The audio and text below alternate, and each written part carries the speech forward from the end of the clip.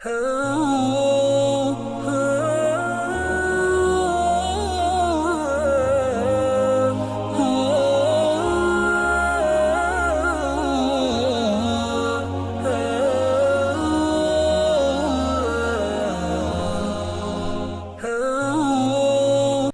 करता हूँ अल्लाह के नाम से जो बड़ा मेहरबान और अत्यंत दयावान है।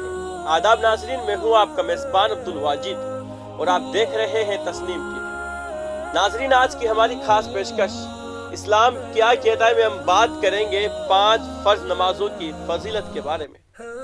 अल्लाह ताला के इरशाद है, बेशक नमाज बेहयाई और बुरे कामों से रोकती है। हमारे नबी पाक सल्लल्लाहु अलैहि वसल्लम के इरशाद है, अगर किसी शख्स के दरवाजे पर एक नहर जारी हो और वो रोज उसमें 5 बार नहाए तो क्या उसके बदन पर कोई मैल बाकी रहेगा?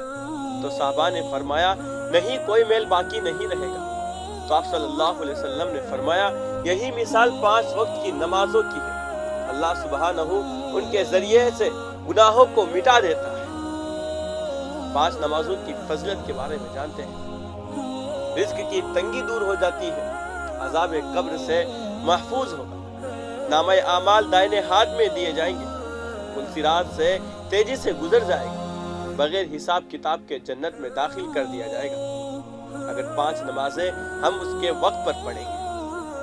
सबसे पहले हम बात करेंगे फजर की नमाज के पढ़ने के बारे में, उसकी फजीलत के बारे में। एक रिवायत में है कि रसूलुल्लाह सल्लल्लाहु अलैहि वसल्लम ने इरशाद फरमाया, जिस शख्स ने 2 ठंडी नमाजें पढ़ी यानी फजर और असर की नमाज पढ़ी, फरमाया कि वो आदमी जन्नत में दाखिल होगा। अल्लाह के नबी सल्लल्लाहु अलैहि वसल्लम ने फरमाया, जिस आदमी ने सुबह की नमाज पढ़ ली वो अल्लाह ताला की जिम्मेदारी में आ गया। दिन भर के कामों में अल्लाह की रहमत होती है। एक और रिवायत में आप सल्लल्लाहु अलैहि वसल्लम से मरवी है कि जिस शख्स ने ईशा की नमाज बाजमात पढ़ ली तो वो शख्स ऐसा है जैसे उसने आधी रात नमाज पढ़ी, और फरमाया कि जिसने फजर की नमाज भी बाजमात पढ़ ली वो बंदा ऐसा है कि जैसे उसने सारी रात नमाज पढ़ी हो। आयशा सिद्दीका रज़ी अल्लाह अन्हा से रिवायत है कि रसूलुल्लाह सल्लल्लाहु अलैहि वसल्लम ने इरशाद फरमाया, फजर की 2 सुन्नतें दुनिया और जो कुछ दुनिया में है उससे बेहतर है। अल्लाह के नबी सल्लल्लाहु अलैहि वसल्लम ने फरमाया, अगर कोई शख्स फजर की नमाज पढ़ लेता है, और फजर और मगरिब का ऐसा वक्त है जब अल्लाह के फरिश्ते जमीन से आसमान और आसमान से जमीन पर आते हैं, बेशक अल्लाह ताला हर गैब की बातों को जानने वाला है, फिर भी अल्लाह ताला फरिश्तों से पूछते हैं कि मेरे बंदे क्या कर रहे थे।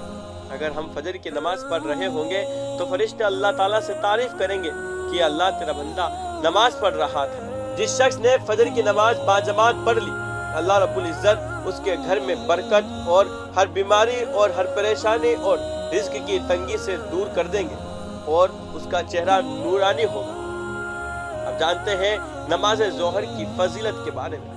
ज़ोहर की नमाज पढ़ने से रिज़्क में बरकत होती है।